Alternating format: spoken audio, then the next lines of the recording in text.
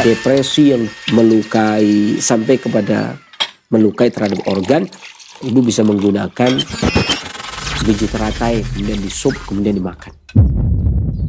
Dapur Sehat Roja.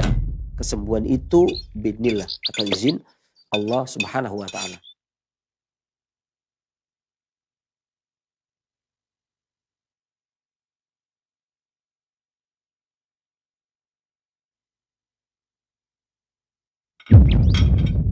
Dapur Sehat Roja. Kesembuhan itu biidznillah, atau izin Allah Subhanahu wa taala.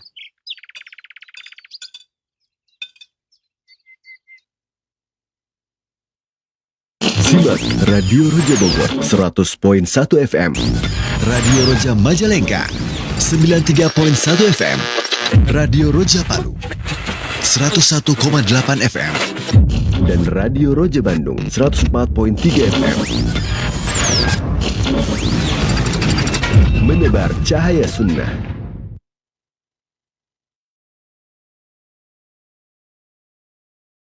Bismillah. Assalamualaikum warahmatullahi wabarakatuh. Alhamdulillah hamdan katsiran thayyiban mubarakan fi kama yuhibbu rabbuna wa yarda.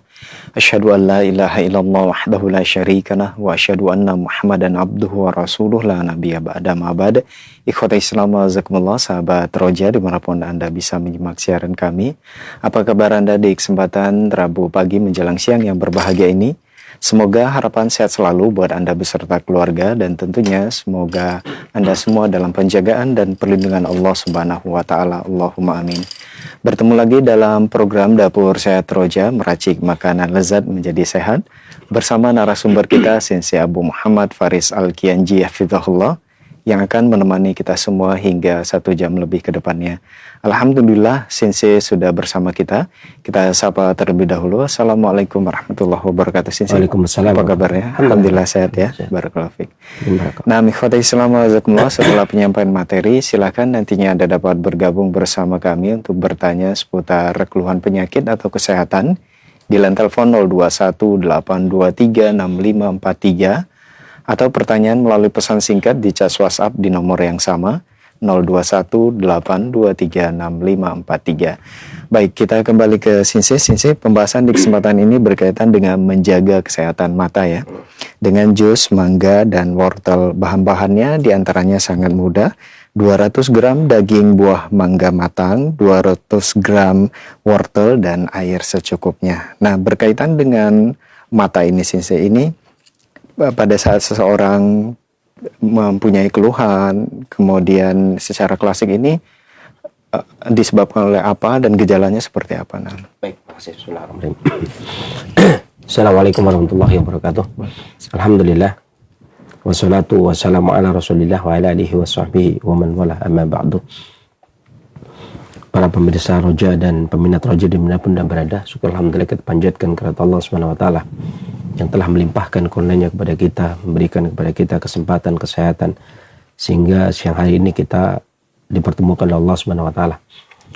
Salam serta salam semoga selalu senantiasa Allah curahkan kepada junjungan kita Nabi besar Muhammad sallallahu alaihi wasallam, kepada para keluarganya, seluruh sahabatnya, dan pengikut-pengikut yang selalu senantiasa istiqomah di dalam mencintainya hingga di yaumul qiyamah. Dan adapun kemudian daripada itu, panca indera, pandangan tentang panca indera dalam kesehatan klasik itu erat kaitannya dengan kolbu. Karena panca indera itu hubungan eratnya itu dengan kolbu. Disebutkan di buku Kaidah Usul Kesehatan Klasik di jilid 1 halaman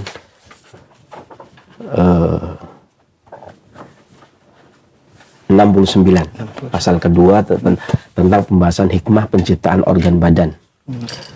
Berkata Imam Al-Qayyim di dalam Al-Miftah, ini Miftah dari Sa'adah, di antara sekian keajaiban ciptaan Allah Subhanahu wa taala adalah organ dalam tubuh yang tidak terlihat, seperti kolbu, kemudian kabid, kemudian tihal. Secara umum kolbu itu diterjemahkan jantung karena qulubulati fi sudur, kolbu yang adanya di dada. Kemudian kabid secara umum diterjemahkan sebagai hati, at-tihal atau limpa, aria atau paru, kemudian al-ma'yu atau usus, kemudian al-mathana kantong kemih, dan alat-alat penunjang lainnya yang menunjukkan dengan fungsi yang berbeda. Ini semua termasuk keajaiban ciptaan Allah Subhanahu wa taala. Akan tetapi ada yang tampak gitu kan. Ini kan yang tidak tampak. Tetapi berhubungan erat dengan yang ada di dalam, sebagaimana saya sebutkan di sini. Kolbu merupakan organ dalam. Dia adalah raja yang mengatur dan mengomandoi semua organ tubuh. Kolbu ini dikelilingi dan dibantu oleh semua organ lainnya seperti semua organ tubuh ataupun panca indera. Bahkan alat gerak dan saraf motorik itu dikendalikan oleh kolbu. Dan kolbu, kata Imam Ibnu Qayyim, letaknya berada di tengah. Ia adalah organ tubuh yang paling mulia dan ia adalah inti dari kehidupan, bahkan sumber ruh dan insting. Siapa yang ingin lebih jelas silakan membaca bukunya Imam Ibnu Qayyim, kitab Ar-Ruh. Ia adalah sumber akal, ilmu, keberanian, kedermawanan, santun, sabar, cinta, kehendak, ridho, amarah, dan sifat terpuji lainnya. Dan kolbu ini berhubungan dengan mata. Di mana mata ini merupakan tentara barisan depan, dia merupakan jasusnya atau mata-matanya. Ya kan, satu mata, kalau dua mata-mata ya. Merupakan jasusnya atau berfungsi sebagai tentara barisan depan yang memberikan info kepada kolbu. Hal-hal yang dia lihat kemudian disampaikan ke dalam kolbu. Maka orang dulu sering banyak yang mengatakan dari mata turun ke hati. Tapi hati yang dimaksud adalah hati yang ada di dada. Apabila melihat sesuatu, maka mata akan menginformasikan kepada kolbu. Dikarenakan begitu eratnya hubungan antara mata dengan kolbu, maka apabila ada sesuatu yang tersimpan di dalam kolbu pun akan tampak terlihat pada mata. Kadang-kadang banyak orang yang kadang-kadang mengatakan dulu ya, kamu boleh ngomong demikian dan demikian, tapi mata kamu tidak berdusta, gitu kan? Matamu itu menyampaikan apa yang ada di dadamu ya. Nah, sekarang orang udah jarang ngomong, sok tahu gitu ya. Ya. Jadi apa yang tersimpan dalam kolbu disebutkan oleh beliau rahimahullah itu tampak pada mata. Ini bagi yang tahu, yang nggak tahu yang nggak tahu. Jadi dapat dikatakan bahwasanya mata adalah merupakan cerminan bagi kolbu yang mengungkap isi di dalam kolbu bagi orang yang memandang. Ya. Sedangkan nanti lidah itu juru bicaranya. Kalau demikian, maka energi vitalnya atau harornya, ketajaman pandangan mata, maka erat kaitannya dengan kolbu, dan dia bergantung kepada kolbu. Kuat tidaknya mata, artinya mata tajam tidaknya, maka dia membutuhkan harorah dan energi vital yang berada di kolbu. Berarti ini sisi pertama. Mata butuh energi dari kolbu, itu sisi pertama. Yang kedua, mata butuh asupan darah dari kabid. Karena tanpa adanya darah, maka fungsi mata pun akan berkurang. Dalam hal ini, berarti mata juga bergantung kepada kabid dalam hal pasokan darah. Kemudian, mata juga erat kaitannya dengan kilyah. Karena kilyah itu ginjal. Kenapa? Karena mata itu membutuhkan esensi. Maka seandainya ada gangguan-gangguan organ, maka akan tampak pada mata. Nggak harus kolbu. Kalau kolbu sih seperti marah, itu akan tampak. Matanya memerah gitu kan. Kemudian ketika orang itu sedih, air mata menetes gitu kan. Karena erat kaitannya. Tapi begitu pula dengan kabid. Ketika kabid tidak memasok darah, maka mata kurang darah. Kurang darah berarti kurang asupan. Maka di sini yang dibahas nanti kan salah satunya adalah wortel. Wortel itu banyak kandungan beta karoten secara penelitian ya. Kemudian dia akan diubah menjadi vitamin A manakala dibutuhkan oleh mata, oleh hati. Dirubah menjadi vitamin A oleh hati, kemudian dikirim ke mata. Artinya hati atau kabid ini punya peran yang penting terhadap mata, terutama dalam permasalahan mensuplai darah. Dan ginjal itu punya peran yang penting di dalam mensuplai esensi. Makanya biasanya ketika seseorang itu matanya ada gangguan, itu dikaitkan dengan organ-organ yang bersangkutan.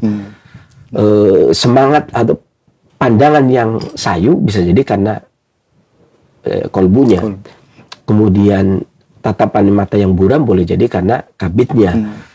Kemudian pandangan mata yang silau boleh jadi karena esensi dari ginjal ke mata itu berkurang.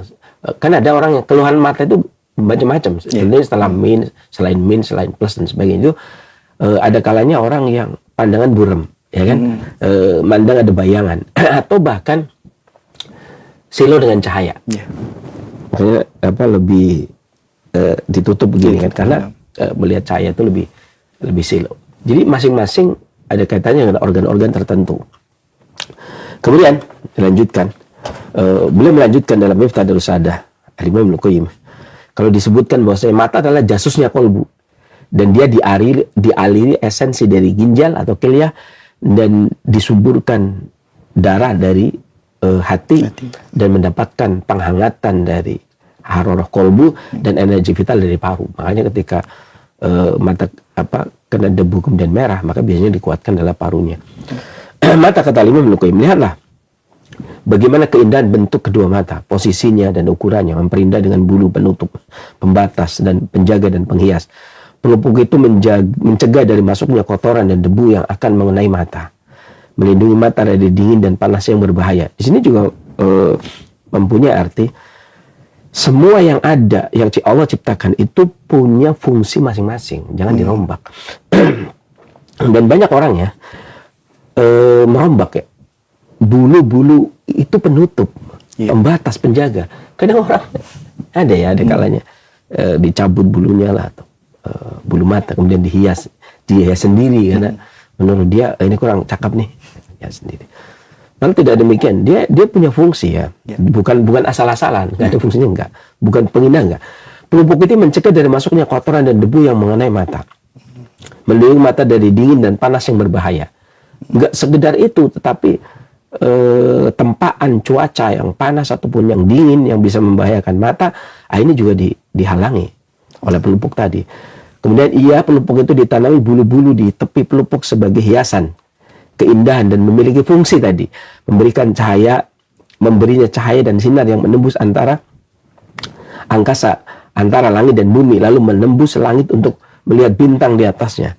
Dengan makhluk sekecil ini, yakni mata,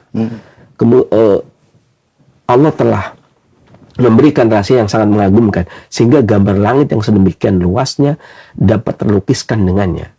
Orang bisa melihat matahari terbit, indahnya matahari terbit, indahnya matahari tenggelam. Banyak orang ke gunung ingin melihat matahari tenggelam katanya. Itu mata. Sekecil itu dia menikmati mata. Orang tidak akan menikmati senja kalau matanya masalah gitu ya. Orang tidak bisa menikmati terbitnya fajar kalau matanya bermasalah. Adanya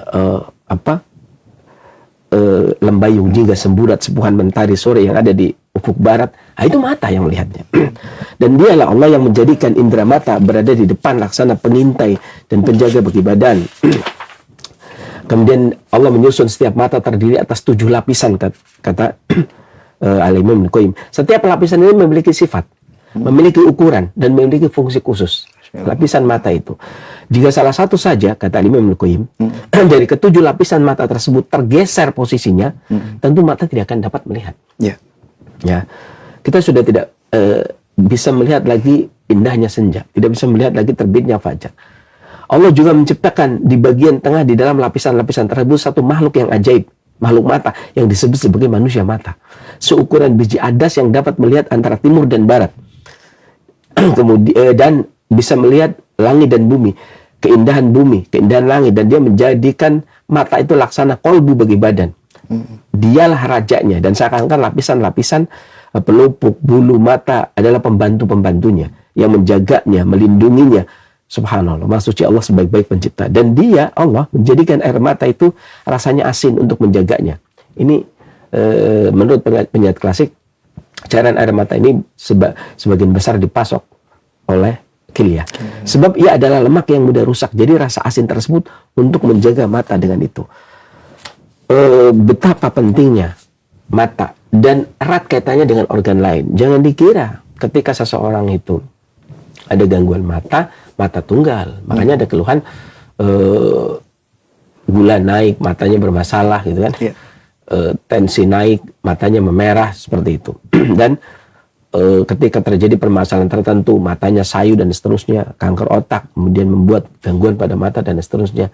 Pentingnya organ mata dalam hal ini, dan menjaga kesehatannya, merawatnya atau hibdusnya, merawatnya, mengkonsumsi makanan minuman yang bisa menjadikan mata itu sehat dan menjaga Al-himyah anil mudi, menjaga perkara-perkara yang kalau menempa mata akan menjadi rusak matanya, merusak matanya.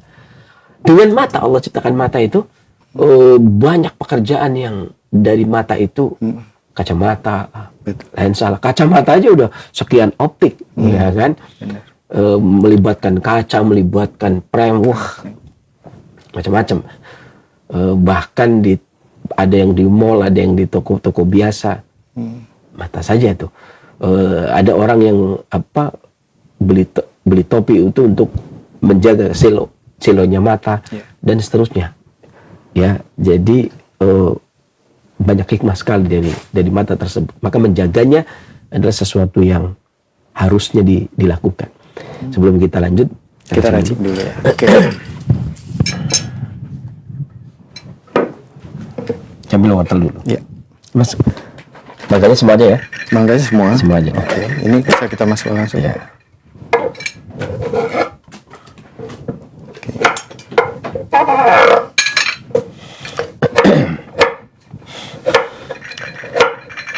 Ini wortel udah dicuci lo ya? Iya, insya Allah. Pasti udah dicuci, kan nggak dicuci.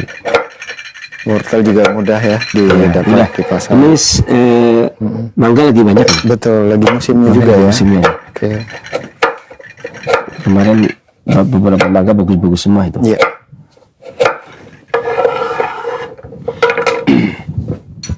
Ya, sip. Oke. Kasih air. Kasih air.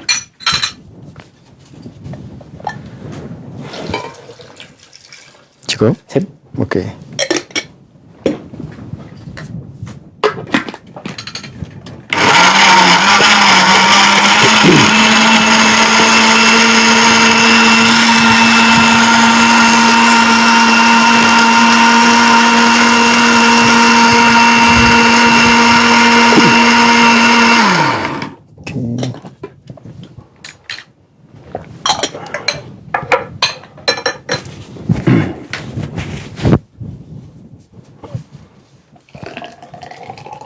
Masya Allah, seger nih sebenarnya.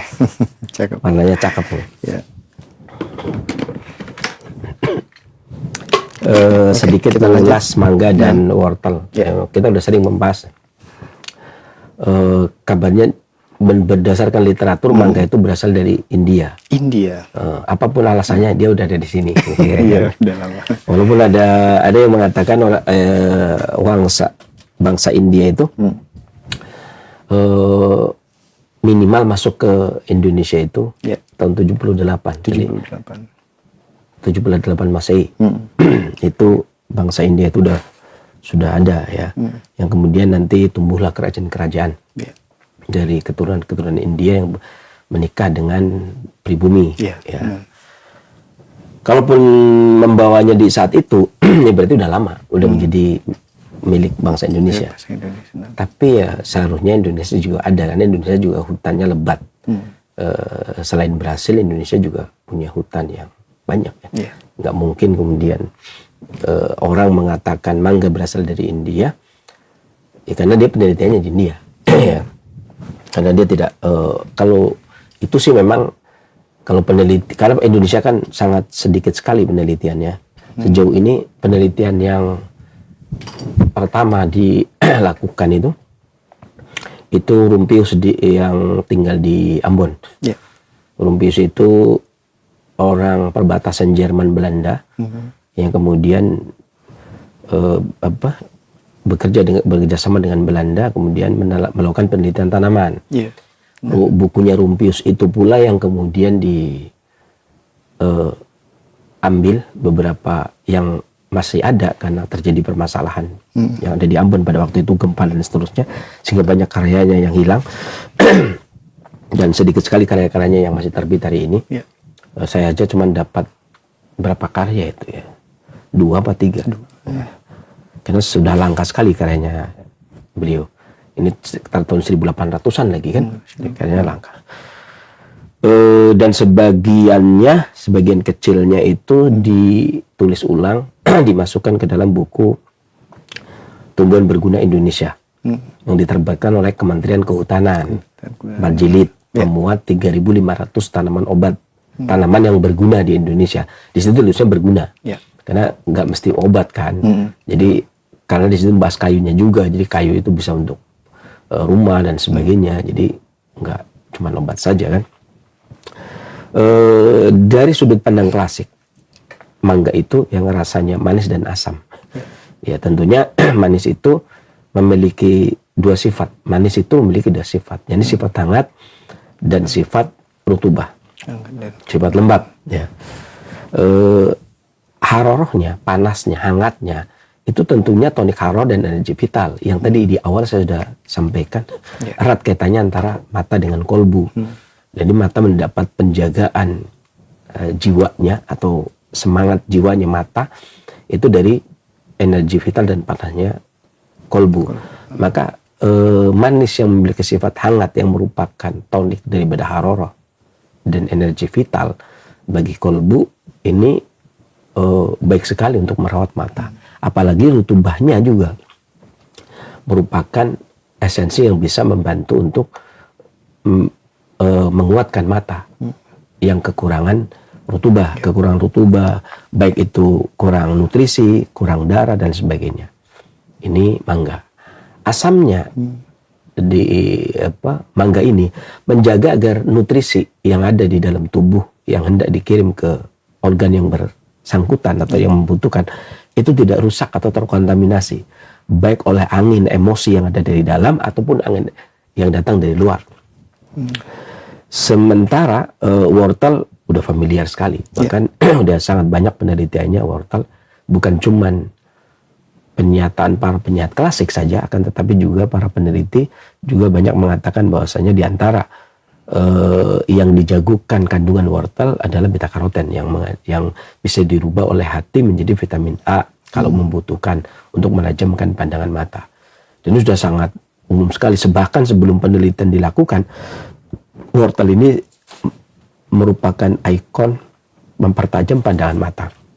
Kalau ada orang matanya buram, ngejus wortel lah, marut wortel lah, karena dia memang demikian.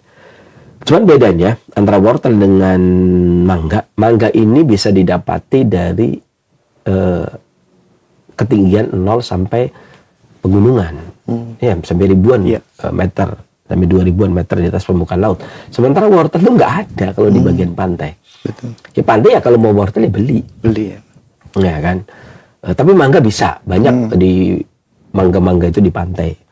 Bahkan kalau lagi musim mangga itu kan hampir semuanya dari Pantura, dari pantai. Entah itu Tegal, Pemalang, Pekalongan, Indramayu. Yang terkenal Indramayu, bahkan Bali. Ya, kalau lagi musimnya, kalau Bali sudah mengeluarkan mangga sampai ke Pasar Induk Jakarta, itu harga mangga langsung turun. Ya, itu dekat pantai semua.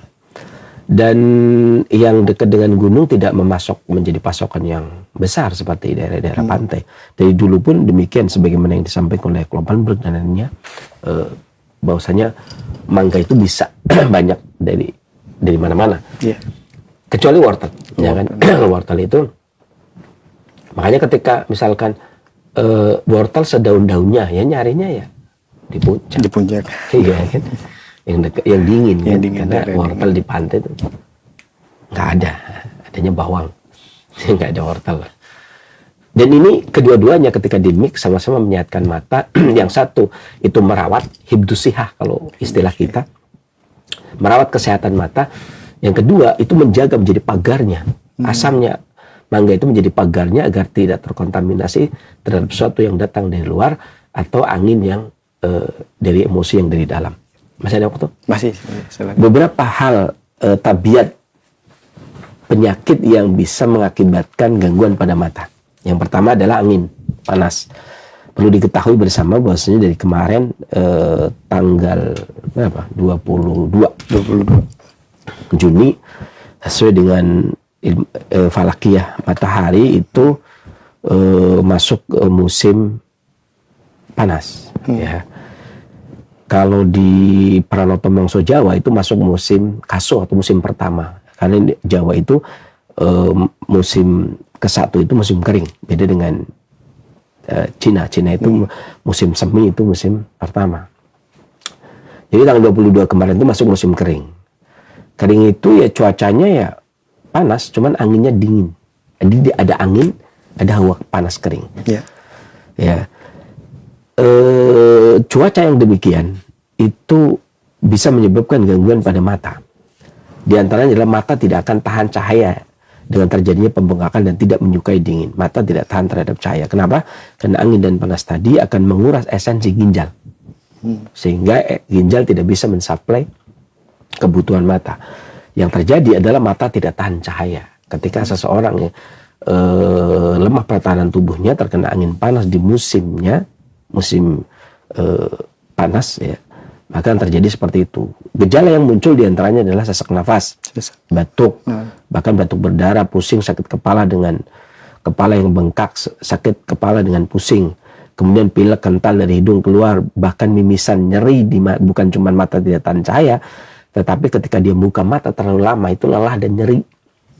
Matanya disertai dengan nyeri di tenggorokan, matanya merah, telinganya berdenging dan tuli, dan keinginan BAB tapi tidak lampias, haus, sakit gigi, urin berwarna kuning, lendir hidung. Itu udah berlalu musim kemarin. Tanggal 21 Juni ke sana, itu musim kemarin ini. Selain ini, selain mangga dan jus mangga dan wortel yang bisa digunakan diantaranya adalah pisang, pare, daun mengkudu, daun paya, jamur hitam, garam, bayam, stroberi, rebung, mentimun, jali, ada daun bit, kacang hijau, daun mint, kemudian daun mint itu untuk teh, teh dikasih daun mint, kemudian krokot, sayur beningnya, kemudian umbi bunga lili, minum garam di malam hari. Ini yang pertama. Kemudian yang kedua adalah di musim panas tadi peningkatan panas di hati, sehingga darah aja bergejolak, tidak bisa mensuplai. Tadi saya katakan kabid itu mensuplai darah ke mata, ini nggak bisa karena dia bergejolak. Gejala yang muncul biasanya yang tampak gangguan mata ketika panas hati bergejolak atau damul hajjah, di antara keluhan yang nampak, gejala yang muncul rasa pahit di mulut, pusing, merasa tidak aman saat tidur, merasa tidak aman, pintunya udah terbuka, pintunya masih udah dikunci belum, jangan-jangan ada yang lompat, atau merasa tidak aman dan tidak nyaman. Kemudian sakit kepala, isi kepala, kemudian sakit kepala dengan nyeri yang parah dan bengkak, rasa berat di kepala dan rasa, tapi kaki itu ketika untuk jalan kayak nggak napak, katanya begitu. Dan penglihatannya buram, ketika tidak dapat pasokan darah maka penglihatannya buram. Kemudian jari dan tangan kaku, tangan dan kaki kaku, nyeri dan bengkak pada iga, raut wajahnya memerah, telinganya berdenging. Selain jus wortel dan mangga, bisa menggunakan kuning telur ayam kampung, keju, kacang merah, kerang, sotong, bebek, telur bebek, jamur putih, tiram, royal jelly, dan seledri. Masih ada waktu? Masih, sedikit lagi. Ya, kemudian yang ketiga, ya ini ketika terjadi astenia energi dan darah secara terus-menerus. Dikatakan dari awal saya bilang tadi, energi vital yang asalnya dari haroroh, kolbu, dan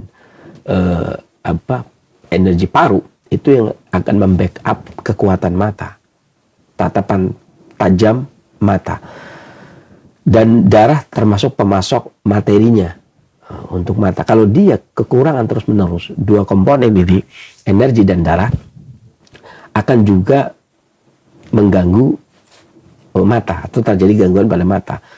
Di antaranya adalah seperti ada objek terbang di mata. Ketika seseorang kekurangan energi dan darah terus-menerus, maka pandangan matanya kayak terhalang ada objek yang terbang ini. Diikuti juga ikuti ini. Ya. Keluhan lainnya di antara gejala yang muncul selain itu adalah pendarahan dari berbagai sumber dengan darah berwarna muda yang sering terlihat pada penyakit konsumtif seperti misalkan mimisan, buang air kecil berdarah, ludah berdarah, batuk mengeluarkan darah, kencing berdarah, pusing yang memburuk jika bergerak, lemah, letih, lesu, susah tidur, lemahnya energi vital, suaranya rendah, anggota tubuhnya kaku, raut wajah dan bibirnya pucat, kukunya pucat, kemudian jantungnya berdebar.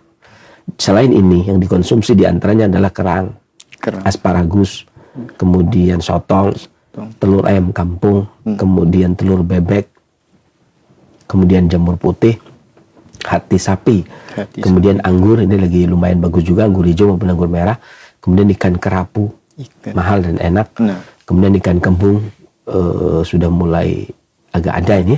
Kemudian ikan selar sebentar lagi nanti. Kemudian tiram. Kemudian susu. Kambing maupun sapi. Daging sapi, susu sapi. Kemudian ceri buahnya, karang darah.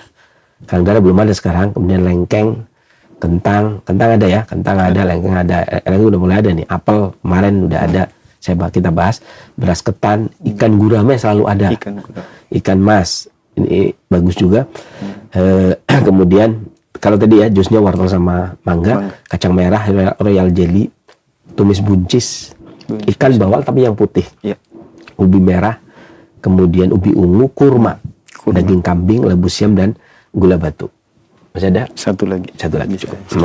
Kemudian yang berikutnya, yang keempat, secara tersendiri darah tidak kekurangan, ya, tetapi terjadi kekurangan energi vital. Darah tidak kekurangan, tapi energi vital yang kekurangan. Gejala yang muncul adalah nyeri yang perut, sembelit, fesesnya lunak, feses yang lengket dan keruh, kemudian terjadi diare, kemudian pusing, sakit kepala yang parah yang muncul dengan kelelahan setelah bekerja. Habis bekerja lelah, ya sedikit saja ya, kerja sedikit saja lelah ya. Sakit kepala dengan berjarak, ya, ada intervalnya ya. Sakit kepala di pagi hari atau sakit kepala berkepanjangan. Tiap pagi sakit, ya, atau sakit kepala berkepanjangan, sakit terus, nggak reda-reda. Kemudian berbaring dan tidak mampu untuk duduk.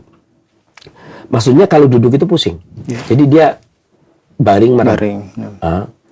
Kalau duduk pusing, ya. Dan ketika matanya muka, pandangannya kabur. Kemudian kaku berdebar. Jadi kalau energi pandangan kabur ya. Kalau tadi energi vital dan darah kayak ada objek tertentu kan. Perasaan tidak aman. Kemudian berkeringat, merasa tidak aman, bukan tidak aman beneran ya. Berkeringat di tangan dan kaki, sakit kepala berkepanjangan, telinganya berdenging menyebabkan tuli, tangan gemetar, napasnya pendek, sulit menelan, berbicara dengan suara yang lemah, ujung tangan dan kaki dingin, kekurangan berat badan, dan bahkan kulitnya kering. Ini seringnya yang terjadi di musim ini.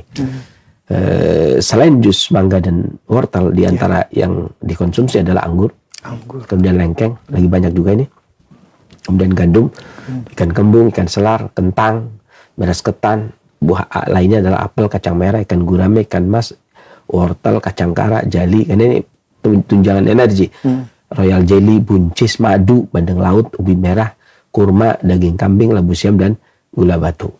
Cukup? Demikian, mudah-mudahan bermanfaat. Untuk saya tanya jawab, saya serahkan pada antum. Baik, jazakallah khairan saya atas penjelasan materi yang sangat bermanfaat di kesempatan ini berkaitan dengan mencegah, maksud kami menjaga kesehatan mata. Nah, ikhwati Islam, jazakumullah, silakan bagi Anda yang ingin berkonsultasi secara langsung di lantai 0218236543 atau pertanyaan melalui pesan singkat di cas WhatsApp di nomor yang sama 0218236543. Baik, untuk pertanyaan pertama kita coba angkat di line telepon 0218236543. Silakan. Assalamualaikum warahmatullahi wabarakatuh. Waalaikumsalam warahmatullahi wabarakatuh. Dengan Ibu siapa, di mana? Ya, sudah masuk Ibu. Waalaikumsalam warahmatullahi wabarakatuh. Dengan Ibu Iis di Bandung. Silakan Ibu, langsung ke pertanyaannya. Begini Sinse, tahun lalu, ya udah berapa tahun lupa, saya pernah dioperasi mata kena retinanya, terus waktu itu bagus itu ke cara melihatnya. Nah sekarang ini, jadi kalau membaca itu yang bekas dioperasinya harus ditutup, jadi sebelah baru bisa jadi terang gitu. Setelah itunya waktu di operasinya juga udah tuntas sih, udah tuntas berobat, kontrol segala macem. Tapi sekarang ini jadi buram gitu yang bekas di operasinya. Itu bagaimana solusi selanjutnya, Sinse? Syukron, jazakallah khairan. Assalamualaikum warahmatullahi wabarakatuh. Waalaikumsalam warahmatullahi wabarakatuh. Silakan Sinse. Ya. Kalau ketika seseorang itu kemudian sudah melakukan operasi dan sudah berhasil selesai ya maksudnya, Iya. selesai ya, berhasil selesai.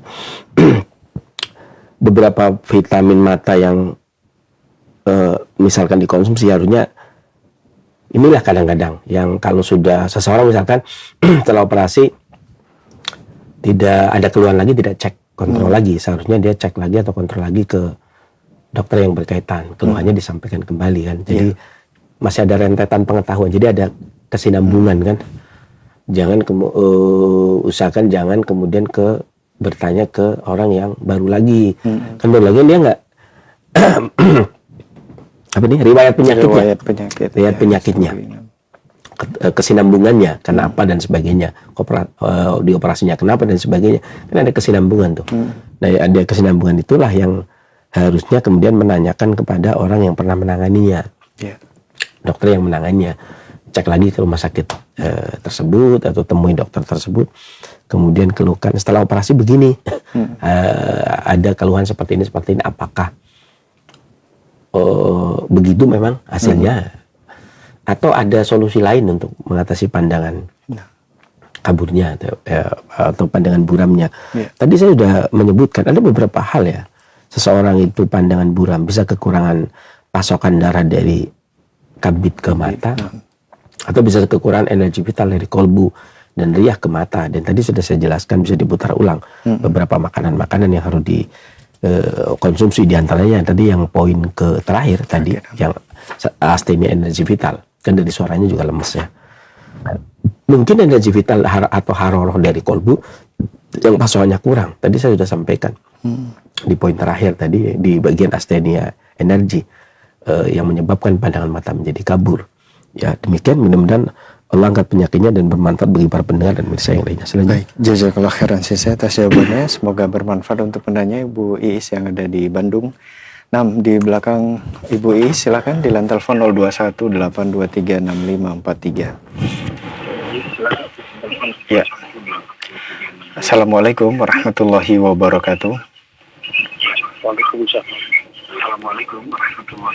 Mohon maaf Bapak, sebelum dilanjutkan dikecilkan terlebih dahulu volume televisi atau radionya.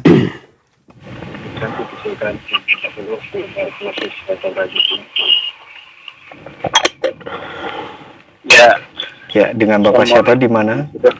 Waalaikumsalam warahmatullahi wabarakatuh. Dengan Bapak siapa di mana, Pak? Cipanas Puncak. Di Cipanas Puncak. Baik, silakan Pak. Ya. Langsung pertanyaannya. Ini keluar dari tema nih saya nih. Umur sudah 81. Iya. Jadi baru-baru ini kami ini punya penyakit yang suka ini pingsan gitu. Pingsan Bapak. Ya. Ya. Apa solusinya supaya jangan kena penyakit itu? Gitu. Sehari bisa berapa kali Pak? Oh, ini kalau sering sih kagak, baru 4 kali ini. Bang, mungkin jangka lama tuh 1 bulan baru kejadian gitu. Mulainya kapan Pak? Ya, Mulainya kapan? kemarin tanggal 11 Juni kejadian, sekarang juga masih sakit ini. Udah pernah cek ke dokter? Sampai tangan yang ketiak yang kiri ini keseleo nih. Baik. Sudah pernah dicek ke dokter Bapak? Oh iya. Sudah pernah dicek ke dokter? Oh belum pernah. Baik. Ya. Ada lagi? Jadi minta itunya dari Siense apa supaya jangan sampai kena penyakit itu gitu. Baik. Baik Bapak, mohon ditunggu jawaban dari Sensei. Nah, baik, terima kasih Pak atas interaksinya. Silakan Sensei. Ya. Di Bulwara sampai ke Selatan Klasik di pasal ke-8 itu disebutkan tentang apa yang Bapak sampaikan. Ada 3 poin tabiat penyakit yang bisa mengenai orang tersebut. Ya, salah satunya adalah dikarenakan angin dan balgam dahak. Adapun gejala yang muncul manakala kejang, pingsan tadi seperti yang Bapak sampaikan dikarenakan angin ataupun timbunan balgam, sehingga pasokan energi vital dan darah tidak sampai ke otak, kepala. Gejala yang muncul adalah sawan atau kejang.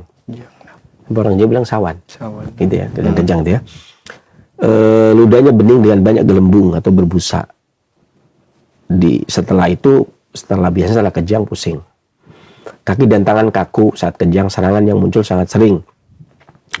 Atau serangan dengan isak tangis. Biasanya pas terjadi serangan disertai dengan isak tangis. Atau serangan dengan buang air kecil dan buang air besar terus menerus, serangan dengan rahang yang kaku atau kedua matanya melihat ke atas kayak orang kesurupan kan, melihat ke atas. Kemudian serangan dilanjut dengan sakit kepala, pusing dan sesak pada dada. Adanya suara ludah di tenggorokan, kayaknya tenggorokan ada suara ludah. Lidahnya kaku dan tidak mampu bicara, kemudian pingsan tiba-tiba, urat saraf tertarik, muntah, ludah bening, mulut dan mata kering.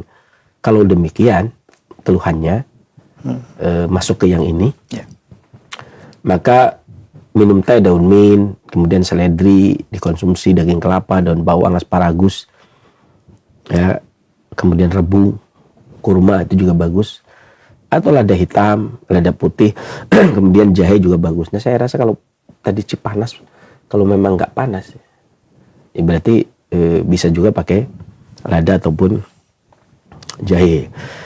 Di antara makanan lain yang bagus selain jahe, lada, kayu manis, bagus juga gandum, bayam air, kemudian bunga lawang, kurma merah, kurma hitam, beberapa makanan laut yang bagus diantaranya lobster, ikan sarden, kemudian udang, burung pipit, kemudian cengkeh, adas juga bisa diseduh, itu cengkeh juga bisa diseduh, ya, kemudian kacang pistachio. Udah mulai banyak juga. Kemudian telur burung pipit atau telur burung pipit. Kemudian apel, raspberry dan kenari, itu makanan-makanan yang bisa dikonsumsi. Demikian, mudah-mudahan Allah angkat penyakitnya dan bermanfaat bagi para pendengar dan pemirsa yang lainnya. Selanjutnya. Baik, syukuran saya atas jawabannya. Semoga bermanfaat untuk penanya. Nah, ikhwati Islam azakumullah, masih kami buka kesempatan bagi Anda yang ingin berkonsultasi secara langsung di line telepon 0218236543. Assalamualaikum warahmatullahi wabarakatuh.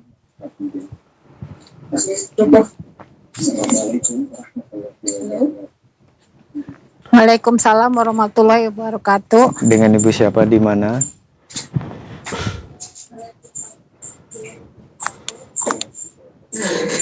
Dengan Ibu Dewi di Depok. Ya, silakan Ibu, langsung ke pertanyaannya.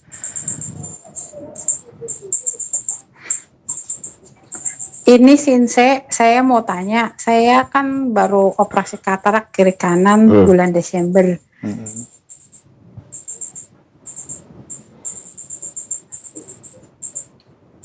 Usia saya 57 tahun. Nah, untuk menjaga supaya saya tidak terjadi katarak lagi,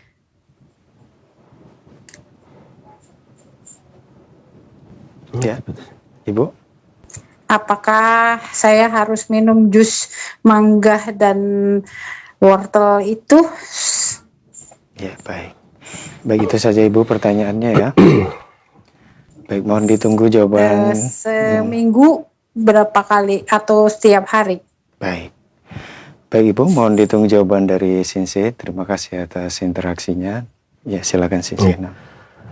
Jus ini bertujuan untuk merawat dan menjaga, atau tindakan preventif dan rehabilitatif. Ya.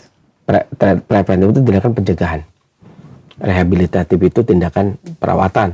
Artinya ya memang agar tidak terkena lagi, ataupun merawat mata agar bagus, tidak terdampak dengan penyakit. Nah, sebagaimana dalam pendapat para ahli kesehatan klasik, bahwasanya biasanya sebagian besar katarak itu disebabkan karena pasokan esensi ginjal dari kiliyah atau dari ginjal ke mata itu lemah atau berkurang, atau berkurangnya pasokan esensi. Seringnya demikian dalam sindrom atau pola penyakit atau tabiat yang ada di dalam penelitian kesehatan klasik, biasanya dikaitkan dengan kurangnya pasokan esensi dari ginjal. Tadi saya sudah sebutkan bahwasanya jus wortel mangga ini itu untuk menutupi kekurangan pasokan darah, esensi dan energi dari organ ke mata atau organ pemelihara mata ke mata. Ya. Adapun di perawatan diminum setiap hari untuk mencegah merawat cukup 1 hari sekali antara jam 9 sampai jam 11. Mudah-mudahan Allah angkat penyakitnya dan bermanfaat bagi para pendengar dan pemirsa yang lainnya. Selanjutnya. Baik, jazakallah khairan saya atas jawabannya. Semoga bermanfaat untuk penanya Ibu Dewi yang ada di Depok. Nah, ikhwati Islam masih kami buka kesempatan di line telepon 021 823 6543. Silakan. Assalamualaikum warahmatullahi wabarakatuh. Waalaikumsalam warahmatullahi wabarakatuh. Dengan Bapak siapa di mana?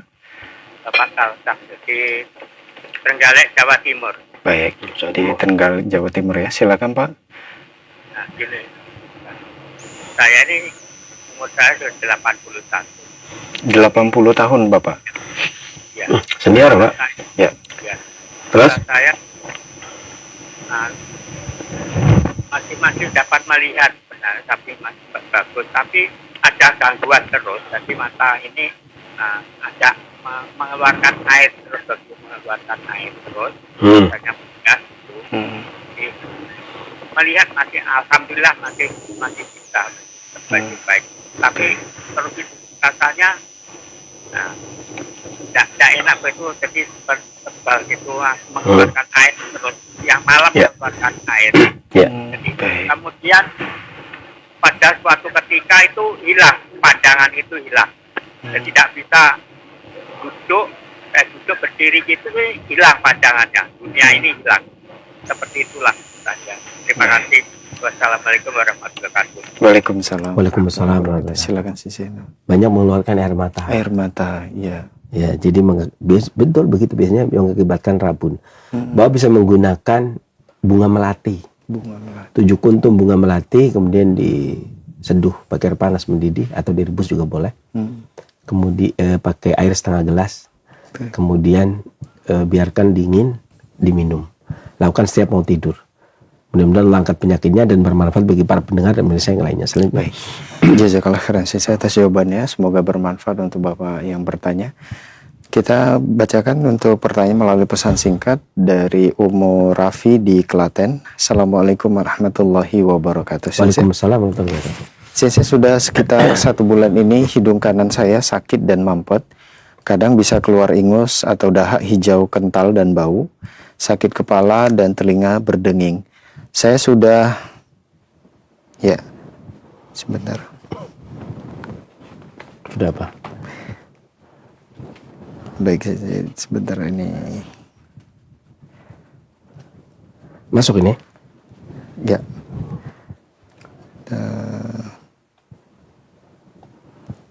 Jadi ketimpa dengan yang lain. No. Baik, kita lanjutkan Sisi. Saya sudah minum ramuan jahe, kunyit, kayu secang, kayu manis, adas, dan lada hitam, tapi belum ada perubahannya. Mohon solusinya Sisi. Ya, baik. Ya. Sebulan ini ya? Ya, sebulan ini benar, karena kemarin itu angin dan panas. Tadi saya udah bahas ada beberapa gejala yang muncul pada saat seseorang terkena angin panas selain gangguan mata. Bisa jadi asma, sesak napas, batuk, kemudian pusing, kemudian pilek kental keluar dari hidung tadi ya. Yang dikonsumsi diantaranya kalau buahnya bisa menggunakan pisang, pare, daun mengkudu, daun paya, jamur hitam, dan pepaya jadi masak ya buat lauk, dan pepaya, daun mengkudu itu buat lauk, pare juga buat lauk, pisang buat kudapan, jamur hitam buat lauk tuh. Minum garam mau tidur, bayam, stroberi, rebung, mentimun, jali, daun bit, kacang hijau buburnya, kemudian daun mint, krokot, sayur beningnya, bunga lili, kemudian juga garam. Tadi sudah saya sebutkan. Oh tadi saya mensikapi dari jahe, kemudian apa, bunga lawang, apa lagi tadi? Lada,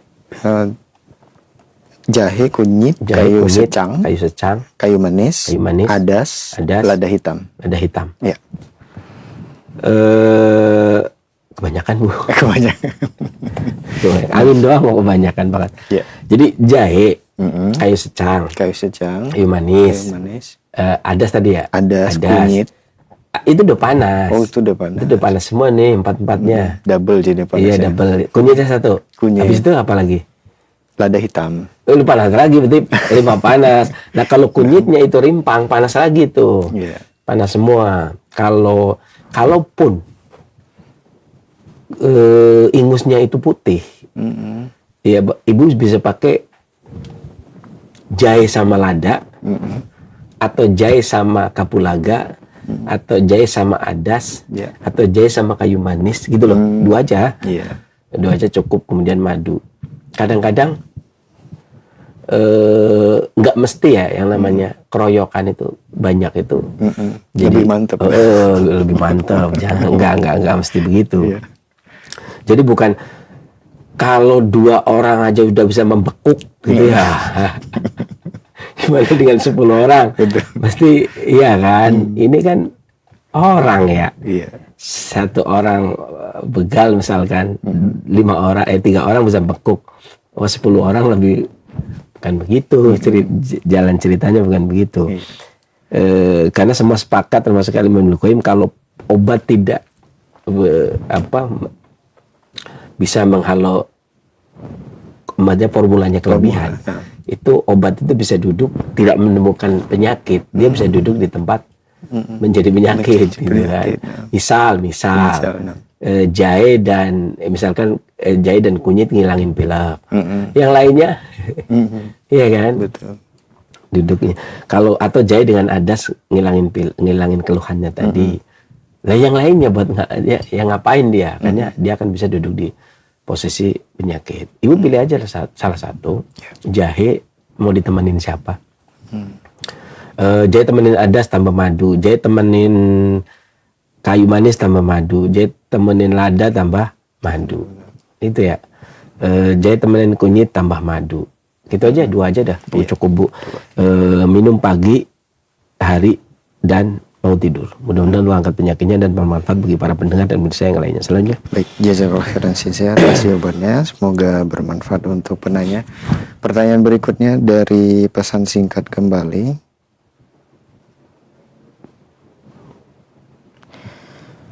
Ya, dari Umur Rahmah.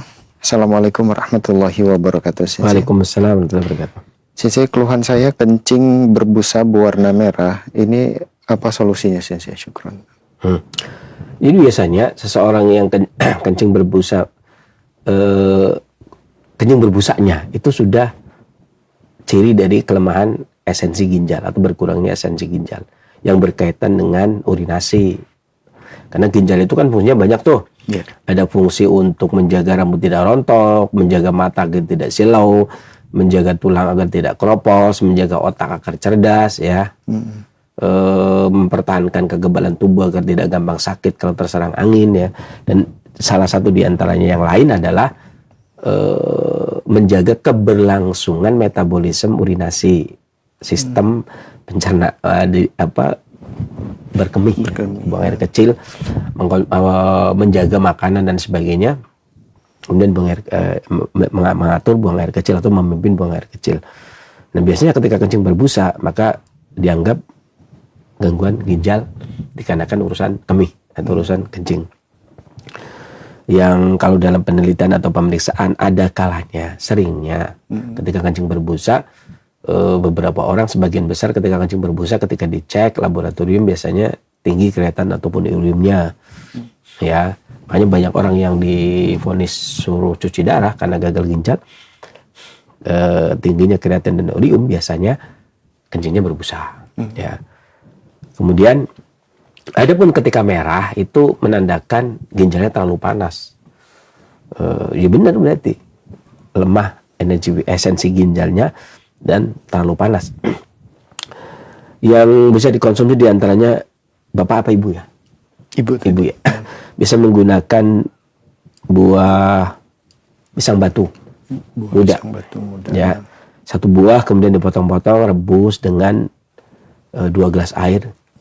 Kecilkan apinya setelah 10 menit, kecilkan apinya, biarkan menjadi setengahnya atau separuhnya, jadi 1 gelas. Dari 2 gelas jadi 1 gelas. Setelah itu kemudian saring bagi 2, minum pagi, dan sore. Mudah-mudahan Allah angkat penyakitnya dan bermanfaat bagi para pendengar dan bisa yang lainnya. Selanjutnya. Baik, jazakallahu khairan Sensei atas jawabannya, semoga bermanfaat untuk penanya. Pertanyaan berikutnya dari Pak Catur di Madiun. Assalamualaikum warahmatullahi wabarakatuh Sensei. Waalaikumsalam. Sensei, umur saya 37 tahun, keluhan pusing di area kedua alis dan mata cepat kering saat menatap HP, dibarengi otot-otot di tengkuk belakang tubuh kayak terkontraksi. Dan sendi kayak kering di leher dan kadang-kadang telapak tangan dan telapak kaki dingin juga. Mohon solusi dan ramuannya Sensei. Syukran. Itu tadi udah disebutkan di masalahnya. Jadi menjaga kesehatan adalah hibdus shihah. Mengkonsumsi makanan yang membuat kita sehat. Yang kedua, al-himyah dan mudi, menjaga diri dari perkara-perkara yang kalau kita lakukan jadi sakit. Jadi sakit. Dan di antaranya tadi kalau pas ngeliat HP demikian dan demikian.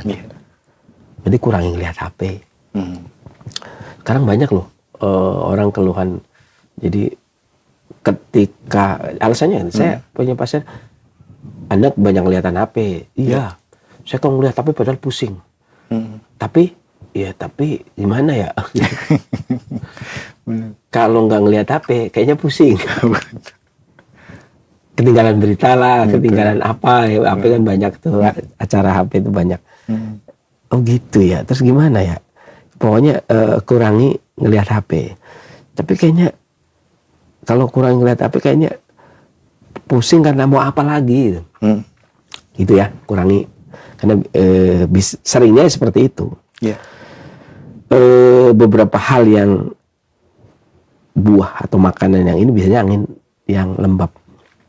Beberapa makanan yang bisa dikonsumsi diantaranya adalah bubur jali, kemudian kulit jeruk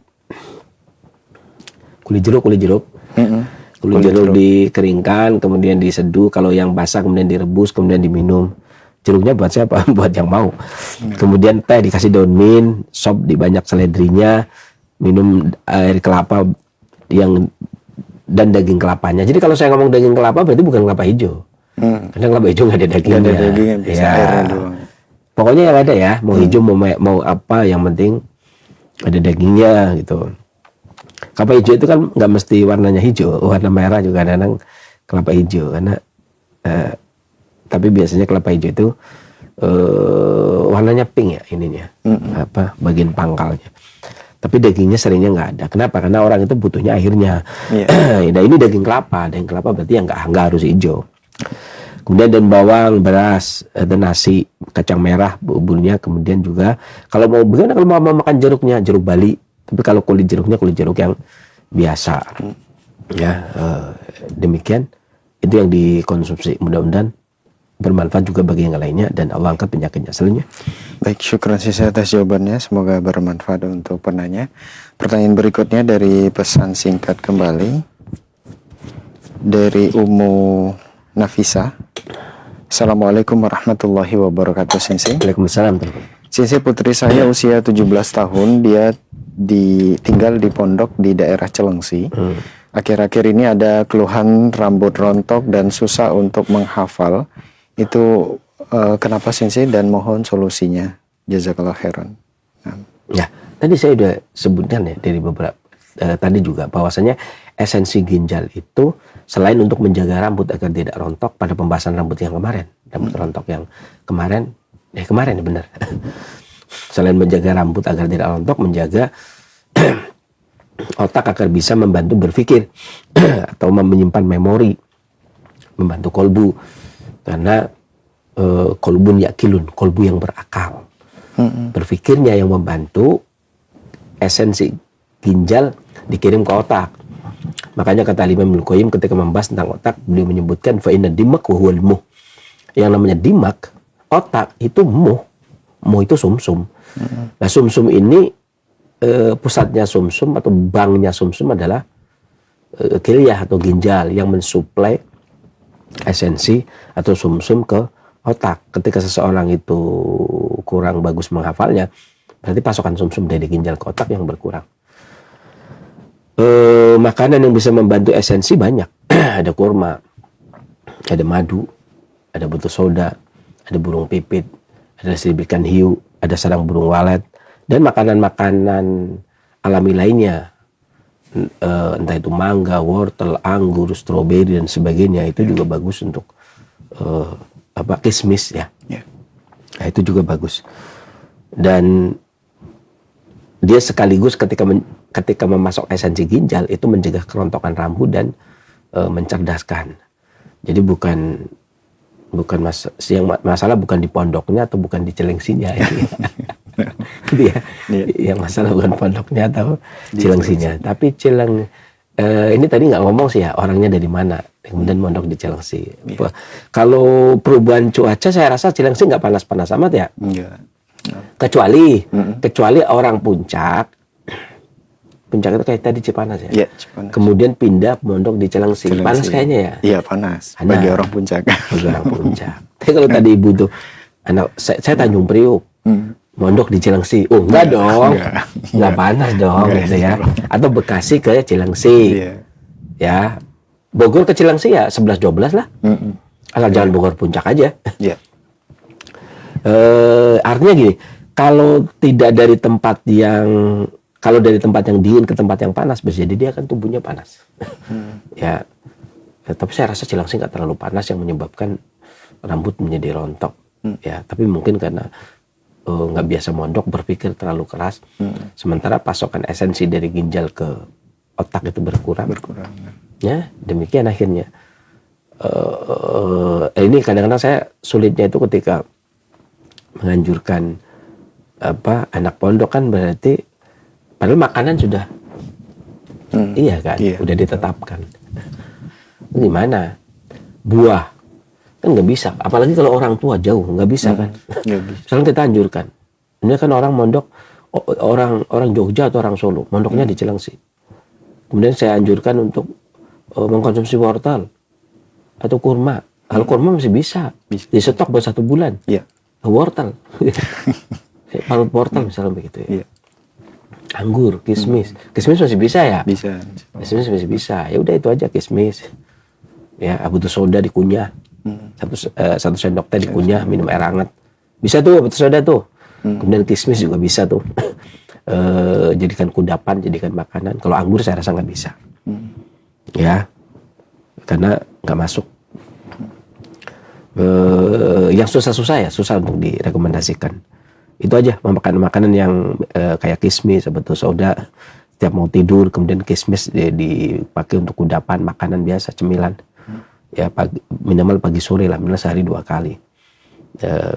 Kalau korma masih bisa juga tuh pagi atau sore. Korma masih juga. Korma kismis masih bisa. Selainnya nggak bisa. Ya. Demikian. Mudah-mudahan bermanfaat juga bagi yang lainnya. Selainnya. Baik, syukur saya atas jawabannya. Semoga bermanfaat untuk penanya. Pertanyaan berikutnya dari Ummu Isa. Assalamualaikum warahmatullahi wabarakatuh, Sensei. Waalaikumsalam. Suami saya usia 32 tahun dengan berat badan 82 kg, tinggi badan 170 cm. Saat dibekam darahnya kental sekali, Sensei.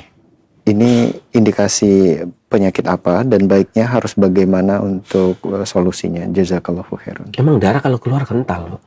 Ya. Semua darah kalau keluar kental. Mau tinggi berapa, mau berat badan berapa, kurus juga lebih tinggi. Jadi kalau keluar, darah udah keluar dari tubuh, itu kena, walaupun itu vakum, kena udara, itu mengental. Harus bagaimana? Ya memang bekam itu darahnya kental, ya. Kalau memang sudah terbiasa bekam, ya rutin aja bekam. Ya, kalau bukan bagaimananya, ya karena bekam itu juga merupakan bagian dari solusi kan. Bekam itu merupakan bagian dari solusi. Kalau merasa ini darahnya, ini ya, saya pernah pengalaman begini tahun 2007. Jadi ada orang jerawat batu yang gede-gede. Oke. Nah, kemudian Sensei bisa nggak saya bekam? Boleh. Di sini kan? Oh di mukanya, di muka dia kan lagi ngetren-ngetrennya bekan tuh 2007. Oke. Bisa kan? Bisa gitu kan. Jadi pakai alat bekam yang kop bekam yang paling gede itu. Itu begitu disedot, set langsung cerot. Penuh, serius. Penuh ya. Nah. Penuh. Bahkan ada ada nanah-nanahnya pasti. Iya, jerawat batu. Jerawat batu. Keluar. Itu sampai 11 kali. Masya Allah. Kanan dan kiri. Dan itu beku semua, Bu. Iya. Jadi jerawatnya beku, asam uratnya beku, gitu ya, kolesterolnya beku, jantungnya beku, bahkan jerawat itu loh. Slot itu langsung penuh, tapi begitu keluarnya plak. Kayak jelly gitu Kayak ya. jelly itu. Kayak jelly. Itu 11 kali. Ya. Padahal di muka. Ini nggak apa-apa nih, nggak apa-apa lagi, nggak apa-apa. Sedot lagi, nggak apa-apa. Adik saya itu sedot. Sampai penuh akhirnya, karena penuh. Biasanya kita punya tempat kan bukan pakai yang baskom gede banget, bukan. Narbekan yang pakai stainless baskom kecil aja kan. Kalau udah penuh ya mohon maaf. Ini udah 11 kali, 11 kali kali 2 loh. Iya. Yang gede itu berarti 22. Begitu udah penuh ya, kayaknya udah cukup deh. Kita ini cukupin. Darahnya udah penuh banget. Itu 3 hari kering udah sembuh itu. Alhamdulillah jerawat batu. Alhamdulillah jerawat batunya itu sembuh kering sampai hari ini deh. Dari 2007 itu. Disedot itu ya. Padahal secara logika kan nggak akan keluar. Iya kan? 11 kali itu nggak akan keluar. 1 kali udah cukup lah, paling pipi berapa banyak ya. Betul. Itu udah keluar, Bu. Dan itu kental juga. Kalau jerawat, ini bekam itu, bekam itu merupakan solusi tersendiri. Karena salah satu dari istifrok bahwa dilfasidah, mengosongkan materi-materi yang rusak adalah bekam. Ya. Demikian, mudah-mudahan bermanfaat juga bagi yang lainnya. Selanjutnya. Baik, syukran atas jawabannya, dan itu merupakan pertanyaan kita terakhir. Mungkin ada sebagai ikhtitam atau penutup, silakan. Ya, sebagai penutup, melanjutkan dari pembahasan kemarin yang tersisa, yakni nasihat dari Al-Imam Ibnul Qayyim dalam Tibun Nabawi bagian ke-5, Al-Khamisu, yang kelima, yakni Al-Mizajul Hadithu ala ghairil mujarrad tabi'i. Artinya mizaj baru yang tidak sesuai dengan tabiatnya. Seorang tabib selain mengetahui tabiat atau tabiat pasien, kemudian juga mengetahui mizajnya atau tabiat yang didapat. Seperti saya katakan kemarin, saya kasih contoh, saya lahir di Pemalang, berarti saya punya tabiat Pemalang, pantai. Kemudian saya tinggal di Cilacap sekitar 5 tahun lebih, berarti saya punya mizaj Cilacap, yakni tabiat yang saya dapat di sana, makanan, minuman, hawa udara. Kemudian saya pindah ke Purwokerto sekitar 3 tahunan, jadi saya punya mizaj Purwokerto.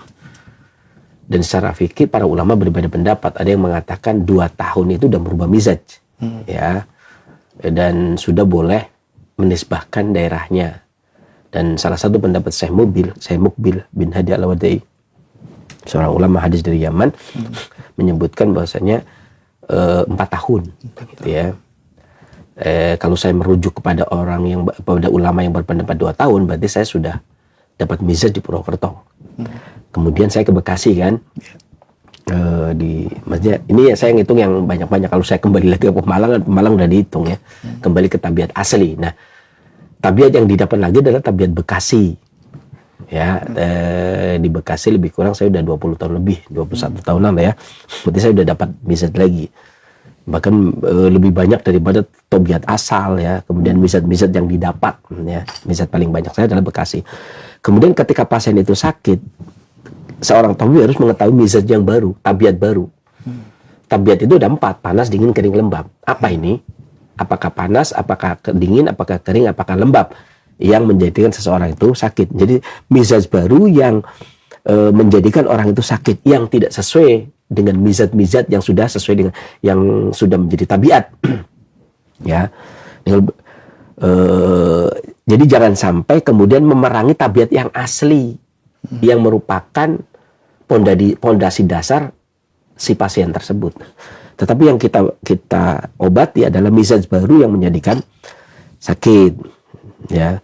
Kemudian as-sadisu yang ke-6 adalah sinul marid, yakni usia pasien. Karena ketika kita mengetahui usia pasien, kita bisa memberikan obat, ketepatan obat. Anak kecil nggak bisa dikasih dosis besar, orang dewasa tidak bisa dikasih dosis kecil. Tapi orang tua ada kalanya dikasih dosis kecil, Karena energi vital dan kekuatan tubuhnya menurun. Karena kita mengecek kalau kekuatannya itu, staminanya itu masih seperti di poin yang ketiga yang lalu telah saya sebutkan, kalau al-quwah kekuatan pasien itu masih, kita disuruh melihat ke situ ya. Melihat kekuatan pasien. Kalau kekuatan pasien itu masih memiliki kekuatan, ya kan, obatnya yang bagaimana kan. Maka ketika usia pasien itu sudah tua atau penyakitnya sudah lama, pasiennya sudah tua, ini berarti kekuatan pasien itu menurun ya, maka obatnya lebih banyak untuk membantu meningkatkan energi vital si pasien. Beda dengan ketika anak-anak, dewasa, kemudian beda dengan orang tua. Kemudian as-sabi'u yang ke-7 adalah adatuhu, yakni kebiasaan si pasien. Kebiasaan itu berkaitan dengan makan, minum, kemudian tidur. Karena bisa jadi karena perubahan pola tidurnya, bisa jadi karena perubahan pola makannya, habis makan apa kemudian sakit, habis makan apa kemudian gatal, habis makan apa kemudian pandangan kabur. Ini yang seorang tabib itu harus mengetahui. Demikian, mudah-mudahan apa yang saya sampaikan bermanfaat. Poin selanjutnya kita di pertemuan yang akan datang, insyaallah mudah-mudahan Allah memberikan kita kesempatan ya. Saya akhiri bi taufiqul hidayah. Alhamdulillahirabbil alamin. Wassalamualaikum warahmatullahi wabarakatuh. Waalaikumsalam warahmatullahi wabarakatuh. Terima kasih, jazakallahu khairan, barakallahu fikum, kepada guru kita Sensei Abu Muhammad Faris Al-Kianji, hafizahullah, atas ilmu yang sangat bermanfaat. Demikian ikhwati Islam wa jazakumullah, program Dapur Sehat Roja, meracik makanan lezat menjadi sehat. Semoga apa yang telah kita simak dengarkan dapat kita fahami dengan baik dan benar, dan semoga Allah Subhanahu wa taala selalu memberikan kepada kita kesehatan. Dan bagi Anda yang diuji sakit oleh Allah, tetaplah bersabar, berikhtiar dan berdoa karena kesembuhan dari Allah Subhanahu wa taala.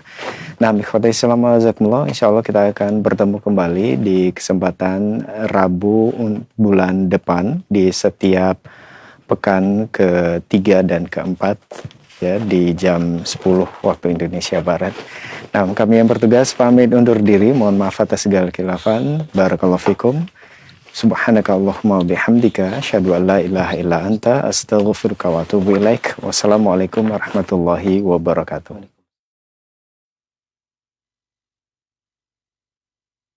Simak Radio Roja Bogor 100.1 FM, Radio Roja Majalengka 93.1 FM, Radio Roja Palu 101,8 FM.